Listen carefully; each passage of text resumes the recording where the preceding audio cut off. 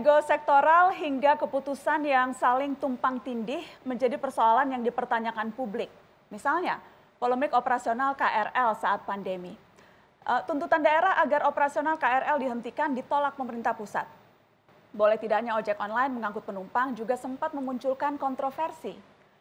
Saya bertanya ke Presiden Jokowi, setiap kebijakan yang diambil dalam mengatasi dampak corona ini, mana yang lebih diprioritaskan? Ekonomi atau kesehatan masyarakat? Pak Presiden, yang juga disoroti adalah selama masa pandemi ini dan kebijakan-kebijakan yang diambil.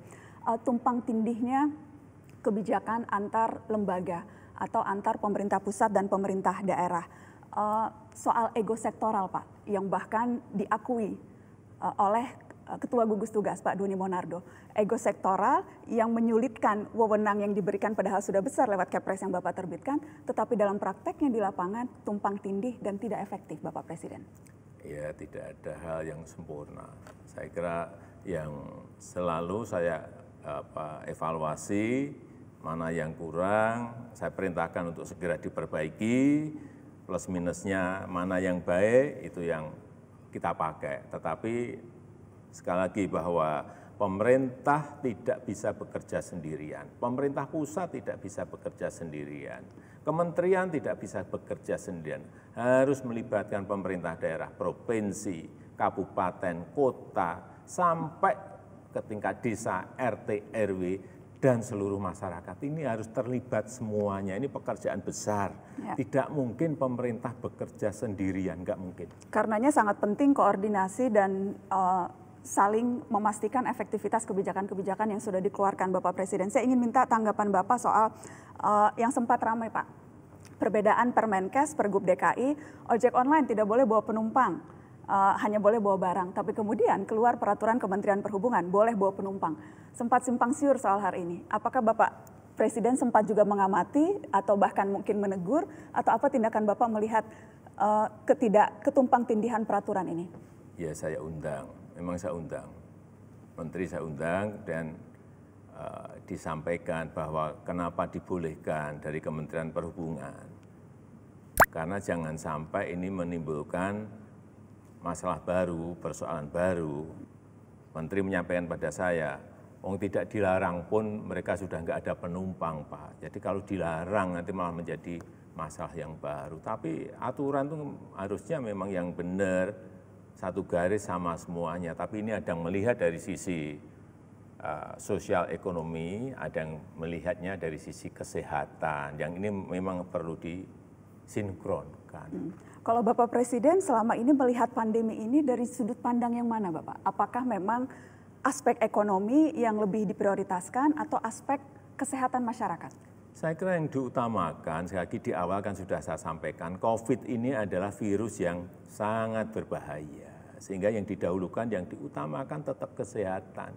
Tetapi antara kesehatan dan ekonomi ini ada relevansinya. Nggak mungkin kita hilangkan salah satunya, nggak mungkin. Hanya yang didahulukan yang mana. Yang mana, Bapak? Ya tadi sudah saya sampaikan sejak awal, virus ini berbahaya. Oleh sebab itu kesehatan adalah yang diutamakan. Tetapi ini berhubungan. Coba saya berikan contoh. Kalau ekonomi nggak baik, ya kan? Kemudian masyarakat tidak mendapatkan gizi yang baik, atau yang lebih buruk lagi masyarakat tidak makan, imunitasnya menjadi lemah, virusnya gampang sekali masuk. Ini berhubungan, ada relevansi, nggak bisa saling ditinggalkan, itu nggak bisa.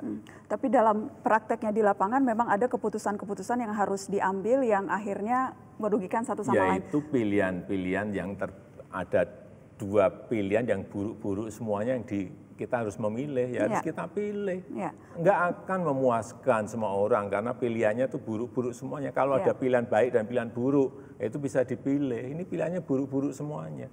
Karenanya Pak, saya mau tanya detail lagi Bapak, karena kan Bapak sangat detail orangnya. Soal ketidaksinkronan aturan Pak. Jadi PSBB melarang beroperasi perusahaan-perusahaan kecuali 8 sektor yang dikecualikan.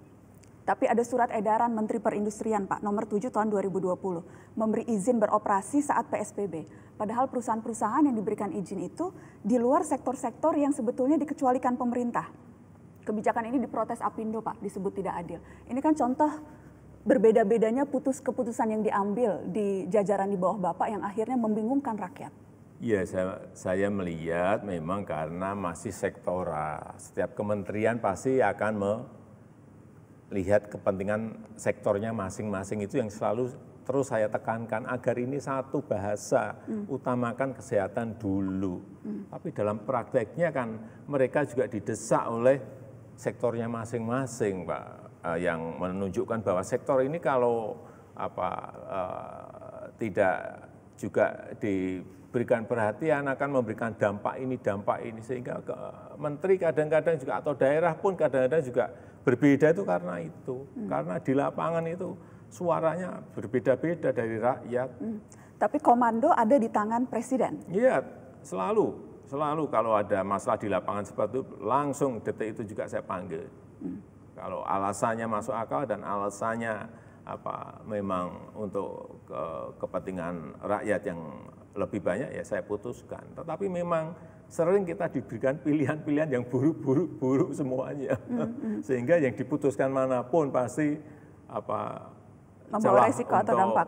Celah untuk mendapatkan resiko dari pihak lain atau sektor yang lain pasti ada. Saya mau kasih satu contoh lagi, Bapak, soal KRL. Karena belum lama Kepala Daerah Jabodetabek mengirimkan surat kompak meminta agar KRL dihentikan operasionalnya sampai tanggal 28 April. Karena dalam praktek ya masih terjadi penumpukan penumpang sehingga protokol kesehatan itu sulit untuk bisa dijaga. Tetapi kemudian Kementerian Perhubungan menolak permintaan itu. Apakah memang Bapak Presiden menyetujui keputusan ini dan apakah memang itu Bapak lihat sudah mempertimbangkan faktor kesehatan seperti yang tadi Bapak katakan merupakan